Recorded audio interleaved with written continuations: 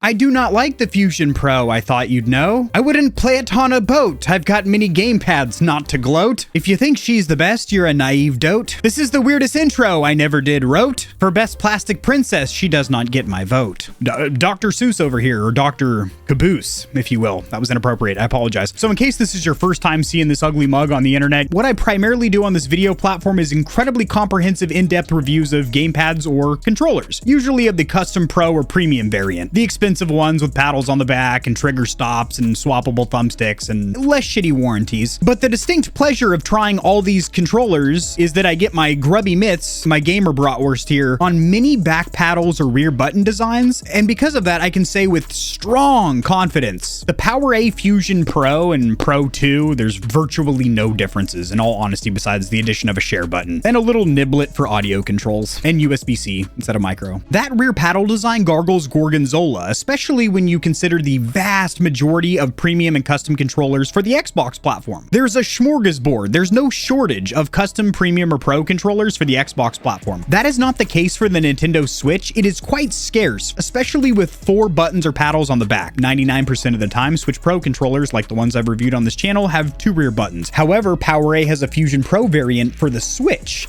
And guess what? I like it slightly more than the Xbox version, which I really batter up and down the block. Yes, this is the same controller with metal weights in the palms, to give you a heftier controller, fooling you into thinking that you have premium materials and hefty, rich build quality. But really, you're a clumsy consumer with fishing weights in your controller. I'm not sure if the Switch version has weights in the palms, but we know damn sure the Xbox version does. I like the Switch version of this controller greatly more than the Xbox version. Like I mentioned, Xbox, you have so many options for pro controllers. Switch, you really don't. You can run an adapter. For example, I've reviewed ones from a company called Brooks on this channel that allows you to use Xbox and PlayStation controllers on Switch. That's a great option for you. But as far as dedicated proprietary Switch controllers, this is kind of the best out there, which isn't saying much, but this is the best pro controller for Switch by like a good margin. We're going to review it here today. Most comprehensive, freakishly in-depth, grossly intrusive inspection of this controller coming in 3, 2, 1, pinkies out.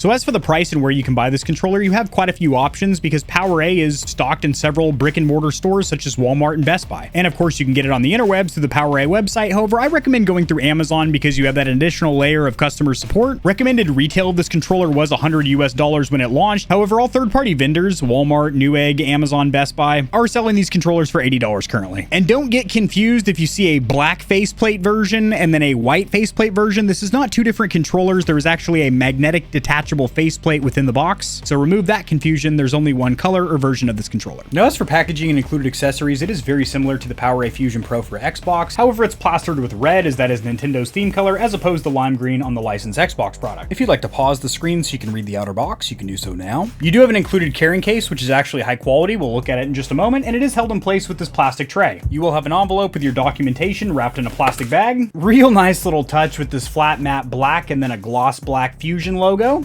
Very nice, or not logo, just the words spelled out. In that envelope, you are going to have your instruction manual, pamphlet, or brochure, and I am a fan. There are full color pictures, very informative, very descriptive. English is the primary language, good font, so you don't need to strain your eyes. Best of all, this manual is very thorough. It does break down all the functionality and features of this controller and how to tickle her correctly so you have a good time. I'm glad I have this. You don't need this. You have this video. Much more in depth. Always good to be thorough. There is nothing underneath this plastic tray. However, the branding or box design does continue on the inner box as well. I would expect nothing less from PowerA, as they usually do have very graphically appealing boxes. As I mentioned, I am a fan of the included carrying case. It does have this nice hard shell design with the Fusion logo stamped or emblazoned at the top. You do have a metal pull tab with an orange color pop on the zipper. Inside the carrying case underneath this flap, you will have your second faceplate, which will be black installed out of the gate. I put the white one on. I have played with this controller for about 2 months, but I took all the stuffing and shoved it back in the package to give you that initial unboxing experience. The controller is wrapped in this plastic bag to keep it free of dust and debris. Your second faceplate, also a plastic sneeze guard. Something to note, the flat black version is a rubberized soft touch material with black anti-friction rings and a blacked out Nintendo Switch logo. And the white version is hard plastic, typical of what you're used to with a standard controller, and has red anti-friction rings and a dark gray Nintendo Switch logo. It kind of sucks because I prefer the cosmetic appearance of this white faceplate, but the feel on the fingertips, or palms moreover, of the black faceplate, so it would be great if they were both this soft touch rubberized material. You do also have 2 additional thumbsticks, which are held in place with this styrofoam block. The 2 thumbsticks installed out of the gate are short concaved, and the included swappables are a mid-rise domed and concave stick. If they're marketing this as high-rise sticks, they certainly are not. These are mid-rise sticks. We're going to talk much more in depth about these thumbsticks during its entire dedicated section. You do also have an included 10-foot braided USB-C cable, and it is very high quality. It does have a Velcro tieback. It is one of the ones that stays connected. I like to see that. You do also have the PowerA logo stamped on the USB-A side, but not the C end. While this cable is braided and very high quality, I would like if it was a little bit more flexible and lightweight, but not a big deal because this is a wireless controller, so you'll probably only use this cable to charge your controller, unless you're using it for wired PC play. In which case, why? There's so many other controllers out there. Now, as for the cosmetics or looks, I'm a big old fat fan. Now, the matte black is a little meh for me, a little missionary position, a little bland. It'll get the job done in a pinch, but this white here does it for me because you have that contrast to the black thumbsticks and face buttons and that little peekaboo how do you do of the red anti-friction rings. Then around the backside, you have these dark gray rubberized grips. We'll talk in great detail about these grips during the comfort section of this video. But just from a look standpoint, this is a good looking controller, period, but especially for the Nintendo Switch platform, which has a big deficit of good aftermarket controllers in comparison to Sony and Microsoft. As for the weight of the controller with the white faceplate installed, 304 grams, 304. Switching over to the black rubberized faceplate to see if there's a weight difference there, 304 grams as well. Now, as for the manufacturer's measurements or dimensions, I'm gonna have them pop up on screen right here. The real world comfort of this controller is actually very good, and that is because this is kind of a hybrid, a splice of 2 of the most comfortable controllers in my opinion, that being the Xbox One or Series. They're pretty much identical dimension-wise, and then the licensed Nintendo Switch Pro controller, also very comfortable. In my opinion, PowerA went with kind of a hybrid design here with this molded shell. As you see from the front faceplate, it looks mostly like a Nintendo Switch Pro controller, I'd say about 75% or so, but it's got about a quarter of the palm grip shape of an Xbox One controller, if that makes any gosh darn sense. It looks like a hybrid to me, and it feels like the best of both worlds. These rubberized grips are nothing short of phenomenal. I believe they use the words injection molded, which basically means they are a very soft, supple, grippy rubber, and by golly jeepers, I don't know if these are made out of recycled Porsche tires or what, but these are hella grippy. Well, California slang there, hella. These are hella grippy. I like them. And also, just to put a little cherry on top of the cream pie cake here, they have this nice diamond etch pattern, which helps with cooling so your hands don't really get that sweaty over time because it's not a flat surface that your hand is pressed up against. Between the grooves or lines of your hand and then the pattern of the grips, your hands don't get hot in long sessions, so that's fantastic. In fact, when you remove the paddles, the paddle pack here, this is a very comfortable controller. I would give it a 5 out of 5. Then you install this removable paddle pack. Let's see if that does anything for the comfort.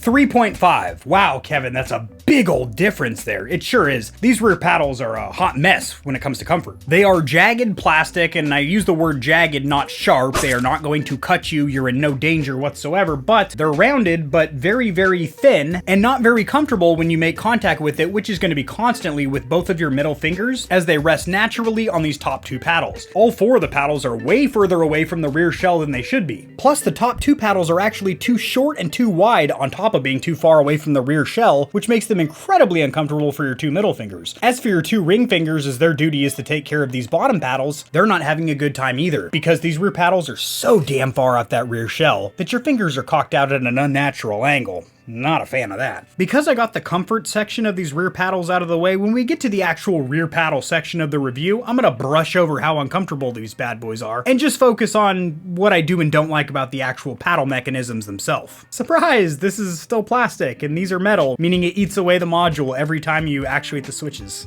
That's not good, baby. As for build quality, I am pleasantly surprised. This controller feels incredibly durable, well put together. There's no seams or panel gaps that make me uncomfortable. There's no creaks or moans in the plastic as I do the flex or stress test and try and bend the controller. And something about these dumbass soft rubberized grips brings everything together to make it feel like a very well put together controller. Minus 2 things. The face buttons do have a little bit of a wiggle in them, which you don't really feel when you're using the buttons. However, if you shake the controller, not even very violently or vigorously, you will get a little bit of loose rattle.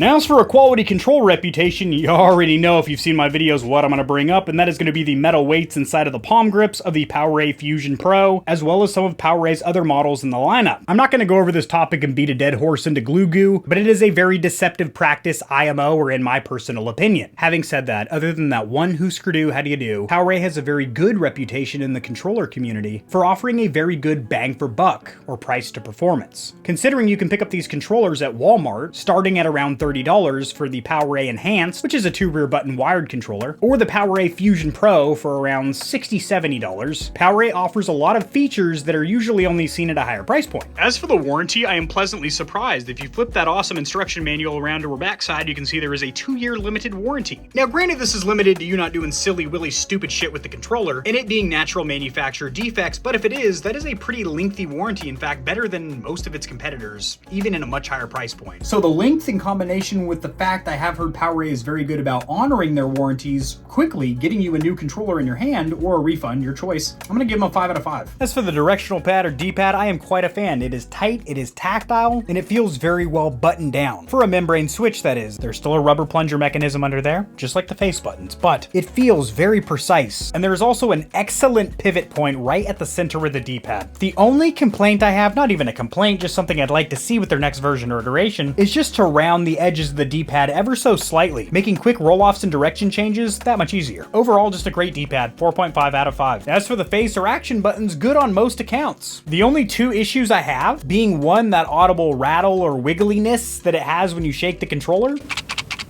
Just a little fit and fitment issue. And 2, a very cheap looking font or print on the lettering. It just looks quite cheap in parts bin especially, but I do like that gloss ring around them. It almost looks like an anti-friction ring around thumbstick gates, but it adds a nice little contrast pop. And moreover than looks, these buttons actually feel very good for being a membrane switch, as I mentioned earlier. They have a nice tactile click, then a nice snapback or rebound. Also a very good placement and spacing. Overall, just very good face buttons, a 4.5 out of 5. Now as for the accessory buttons suite, that is going to be these 4 buttons right here in this center section, that being the screen capture button, the home button, plus and minus. The placement is identical to a licensed Switch Pro controller, which is a good thing. I hate when these third-party controllers try to get fancy or reinvent the wheel and move things like the share and option buttons to some stupid wonky place, like downtown at your cousin Jerry's house over here. Just keep them where gamers are naturally used to hitting them. And they did. They're raised far enough out of the front shell to cleanly hit them, and they have a nice click to them. 5 out of 5. As for the thumbsticks, analog sticks, joysticks, whatever you want to call them, but what we will call them is what they are, Alps potentiometer thumbsticks. When you don't have stick drift, this controller has literally one of the best feeling thumbsticks when it comes to resistance and just overall buttery smooth input of any controller I have tested, not just on the Switch platform. Holy sheesh. Also, to give a little more praise, let's crop in on my face a little bit here. The anti-friction rings, which a lot of times don't do shit on controllers, actually function very well on this controller, so when you are at full lock at the outside of your thumbstick gates, you're gliding along smooth plastic rather than the rough plastic of the front shell. Sick. Having gotten the praise for the thumbsticks out of the way, I do have a couple of complaints. The included accessories are bad. There's only one matching pair, and that is going to be the short concave sticks, which provide virtually no grip minus this rib texturing around the outside of the thumbsticks. However, dead center is very smooth. And these are also very short, much like standard sticks. This is a Pro controller with rear paddles. So your key demographic for this controller is going to swap these out for longer sticks. Let's do that now. They pop right off, very simply with friction. And in case you're thinking, whoa, those thumbstick modules look like something else, something different. They're not. They just have a plastic shroud or housing covering them. But underneath here, God rest assured, there's Alps potentiometer thumbsticks in there. So you're given an individual tall dome stick. However, the key with dome sticks is that they're actually grippy with the rubber or silicone compound. This one is not. It's a damn oil slick on here. I mean, this is one of the slickest domed sticks I've ever seen. It wouldn't be too crazy if it was a concave stick because it has that little dip or divot which your thumb rests in just like that. But on a dome stick, it's a dome, so it just slides right off if it's not grippy enough, and it's not. This is a useless stick. Same thing with the one high dome stick. It's made of the same surface material as the other sticks, meaning it's very slick, and again, useless. So what can we do? Control freaks, do they work? If licensed control freaks for Xbox One and Series, PlayStation 4 and 5, or Nintendo Switch do not work for this controller, you'll be okay because there are universal slipover caps like these you can pick up on Amazon to give you a little bit more grip and height on your sticks. The Xbox One and Series variant, a little hard to get on, but once it is perfect. It is very snug, not going anywhere. That is only going to be on the 3 concave sticks. Also, a quick little bro tip to reduce or minimize the chance of you damaging your thumbstick modules by installing and removing thumbstick caps. If you have the option of removing your thumbstick bases like this, which we do in this case because you have a magnetized faceplate, I recommend doing that and just clipping on your thumbsticks and then pushing on the bases like that. So that way you're not pushing a lot of pressure on these thumbstick modules. Nintendo Switch, loose and wiggly. PlayStation 4 and 5, loose and wiggly. Xbox is the winner, chicken dinner. How about the domed one? Xbox, no. Switch, no. PlayStation, no. Nothing on the dome sticks. Over here in the one, the only, the gamepad tester. Now, despite not having the visual representation of that circle, we do have visual representation with these bars as well as these numbers. And what I am seeing is that there is quite the opposite of out-of-the-box stick drift. These are perfectly calibrated right out of the box from PowerA, which I love to see, incredibly rare. As I rotate the left and right analog sticks around on their vertical and horizontal axes, and then I stop. If you look at axis 0, 1, 2, and 5, which are the ones associated with the thumbsticks, when I stop touching them, they snap back to 0.00392. Both thumbsticks every single time. Holy fuck. That in combination with the awesome feel of these thumbsticks, I'm giving them 4.5 out of 5. They would get a perfect score if they were magnetic Hall effect sensors rather than physical potentiometer modules because of the long-term reliability factor not being able to get stick drift. But shoot, these are good. 4.5. Bumpers have a nice tactile click, are in a perfect ergonomic position, and can be pressed up here with the tip of your finger or with the meat of your finger on this corner. As far as the Nintendo Switch segment, 5 out of 5 for these bumpers. And as for the triggers, they're quite lovely as well. As with all Nintendo Switch controllers, they are 0 to 100 or on and off. They are not linear or analog, meaning that you could pull it different amounts. It's either on or off. But this is the only Switch Pro controller I've tried that has 0 dead space or slop in the triggers. None of that loose take-up where nothing's happening before the trigger switch is actuated. These, you rest your fingers ever so gently on the triggers, and as soon as you provide just enough resistance, they actuate. And they're also very quiet, like damn near silent. That's awesome if you're a streamer, you're not picking that up through your microphone. I will say they are a little bit jagged at the tips, kind of like those chicks' nails that, you know, look like you can gouge your eyes out. That's kind of what these look like. And if you touch them right on the tips, they're a little sharp, but these are excellent triggers, 4.5 out of 5. The only thing that would lock in the 5 spot for PowerA here would be if there were trigger stops in place, to where when you're playing this wired on PC, as this does have a USB toggle for playing wired on PC, you have that full linear squeeze. So maybe you're playing a racing game, you can modulate the throttle and brake, put on those trigger locks, and you have a mouse-like tactile click. That'd be perfect, but these are damn near close, 4.5. Now as for the rear paddles, it's a bit of a dumpster fire, I would say, but we have a fire extinguisher on deck, so it's not a big deal. But the fire's in the dumpster. It's a controller. It goes in the dumpster, in the barrel, in the fire, with the kerosene and the match. It's a fire of dumpster. But so much less noticeable in the Switch segment because the competition is pretty much non-existent as compared to Xbox and PlayStation, which is vast, ripe, with a smorgasbord of tasty controllers to compare the rear paddles to. But since the competition is incredibly scarce, this little paddle pack here, that is removable, thank God, and there is an included shroud or cover to keep dust out of here when you're not using the paddles. And the paddles are magnetized, so you can remove them if you only want to rock 1 paddle or 2 paddles or, well, do the math, 3, 4. We got a little problem here. It was the same issue on the Fusion Pro for the Xbox and the Fusion Pro 2 for the Xbox. The paddles are metal, the module's plastic. Through regular use, this actually gets eaten down. It gets nibbled down by your paddles, and eventually it digs out a little groove or trough in the plastic, and eventually, Jesus, man, I've said this before, getting the paddles out on a PowerA Fusion is super easy. Getting them back in, it's kind of a pain in the ass. Through normal wear and tear, it actually wears down the plastic housing here, making the paddles eventually useless. Does PowerA sell just the little paddle blocker attachment individually without the controller? Bomb-ass question. My editor will step in and clarify that for all of us, me included. Hey, I'm just editing the video as one does on a Wednesday evening, and that is a big no. PowerA does not sell a replacement module, but you can find them on Amazon or eBay. But again, since these aren't manufactured from PowerA, these are taken off controllers that broke, and people are selling just the paddle pack off of what was a whole controller at one point. Thank you for that information. And might I say, your edits have gotten insanely slick in DaVinci Resolve here recently. I mean, everything from your transitions buttons, a little bit of light color grading. Very hot shit, amigo. Now, during the comfort or ergonomics section of this video, I did bash on the paddles for taking away from what would be a very comfortable controller due to a good shell design and great rubberized grips. Because these paddles are simply too far from the rear shell, and I like the feeling and durability of metal paddles, I do on the Elite Series 2 controller, but this entire paddle design feels cheap, unreliable, and like an afterthought, a tack on, an add-on, a DLC pack for this controller. It feels like this little pack or block is just like an additional little something thrown in the box, rather than the key main selling feature of a Pro controller. The top paddles are too short, wide, and far from the rear shell, and the bottom paddles extend so far that they can be hit with your pinky finger, which is not a great design, and they're super far from the rear shell. It's just,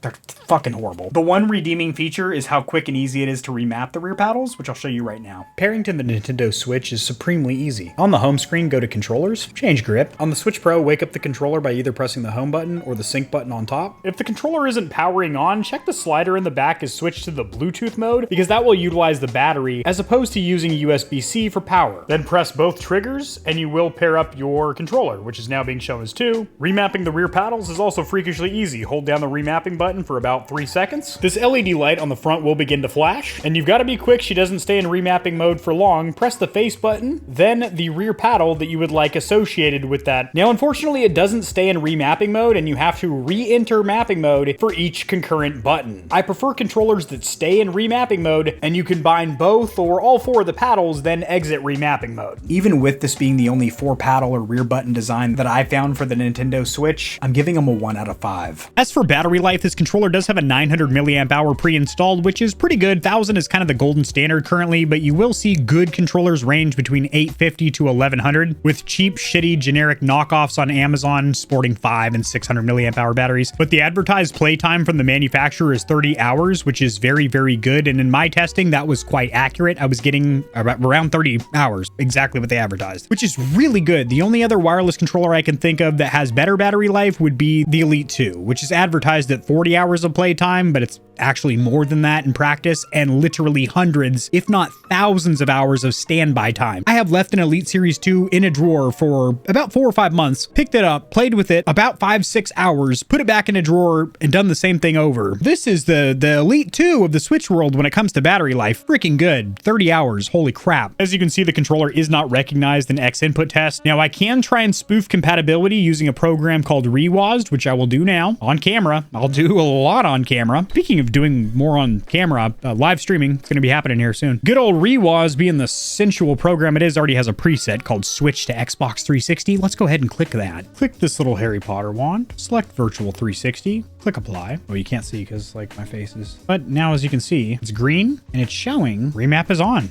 Thinks that this is a Xbox controller. We're spoofing the PC right now. We're tricking her. Oh, and look at that. It worked. Gotta love Rewazd. By the way, an in-depth tutorial of that software program is coming in the very near future. That and DS4 Windows as well. First run, we got a 3 minimum, 27 maximum, so quite a spread there, not very consistent. Average of 8 milliseconds, which would be in line with 125 hertz polling rate. Coming on down Georgia, gonna have myself a time spinning around my thumbsticks and spin a little rhyme. Holy fuck. I feel like I should eat something. I'm feeling a little nauseous right now. All right. Ooh, gross. I'm seeing about 8 to 10 milliseconds of stock or out of the box input lag or delay or delag. If you've been around the channel, stock polling rate, I'd bet my left jiddly bit is 125 hertz. We're also going to see if this controller is susceptible to being overclocked. Over here in the Lord of Mice overclocking program, and we are recognized as an HID compliant game controller. Just to confirm this, we will unplug it, disappears, replug it, reappears. Now, if we are spoofing the PC into thinking it's an Xbox 360 controller via Rewazd, it will say Microsoft Xbox 360 controller. We're going to try overclocking via both methods. 1000, install service. Yes, sir. Filter on device.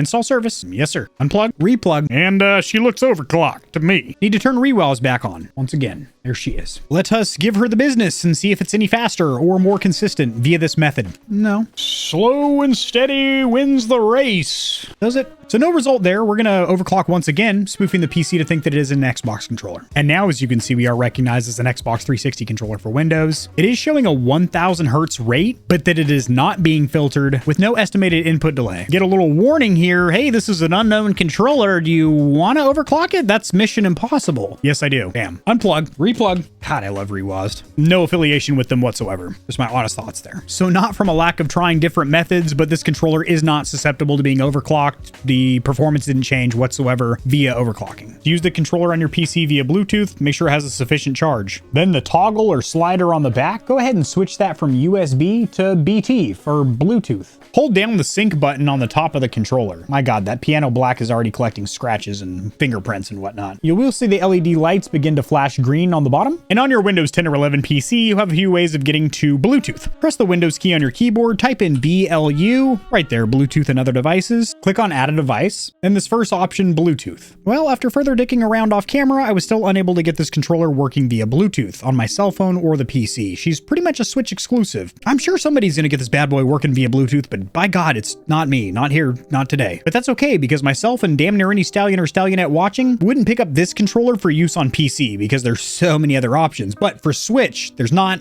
I've said that enough times for this video. Continue the review, bro. Let us gather around and talk about the cons, pros, and verdict of this controller. Let's start with the cons, because negativity is fuel for views on YouTube. This controller is actually lacking a lot of features or functionality that other pro controllers have, like macros and turbo function, which even cheap janky Switch controllers have. And there is no vibration with this controller. Not only no haptic feedback, but no like rumble force motors or vibration of any kind. Also a weird limitation, there is 6-axis motion sensing when you're playing wirelessly on the Switch, but when you go wired, PC, or if you're going to wire to the dock and play wired on your Switch, I guess, then you lose the motion control functionality, which is weird. The included thumbsticks are quite trash. Luckily, we tested Control Freaks and found out the Xbox One and Series versions do work, but PowerA needs more options in their next version or iteration, maybe some matching pairs, maybe some higher sticks as well. The biggest con or shortcoming's got to be these gosh darn paddles, though. They're terrible. They are serviceable, they are functional, and they do the job of remapping the D-pad and face buttons so you can keep your thumbs on the analog sticks. Having said that they do work, they're pretty bad, but it's the only 4-paddle controller that I've seen for Switch thus far, but it's just not good. On to the pros, because there are a lot of things that this controller does good,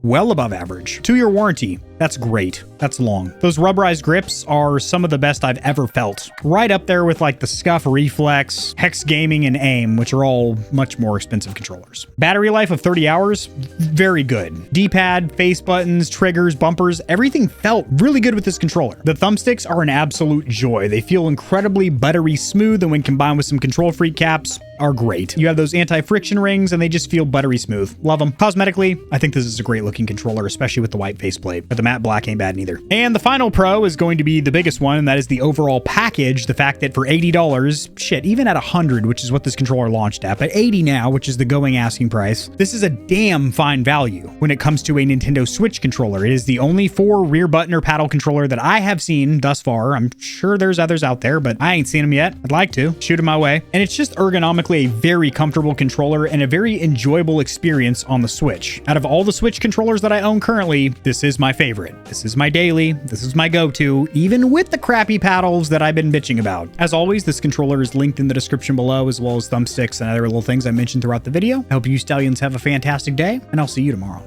Peace. If you enjoyed the video, liking it helps it to get seen by more gamers. This information will reach in a system as well, which in turn helps me grow this little channel, which I do greatly appreciate. Subscribe for more content like this. I cover news in the gaming community and industry, tutorials helping you get set up streaming and YouTubing, as well as honest gaming product reviews, keyboards, mice, headsets, controllers, mics, chairs, etc. There are some hefty exclusive discount codes found only in the description of my videos and only for the audience here at Gamer Heaven. I have links to all my other platforms and socials in the description below. To get in touch with myself and the stallions and stallionettes of Gamer Heaven, join the community Discord, and check me out at twitch.tv, where I go live every other leap year on a blue moon if it falls into an odd calendar number, and my pH balance is on point. Just kidding. Starting June, I'm going to be live streaming a lot. Thanks for watching. This has been AK40 Kevin hosting Gamer Heaven, and I'll see you tomorrow because I upload daily, all the time, 60% of the time, sometimes, most of the time. Peace.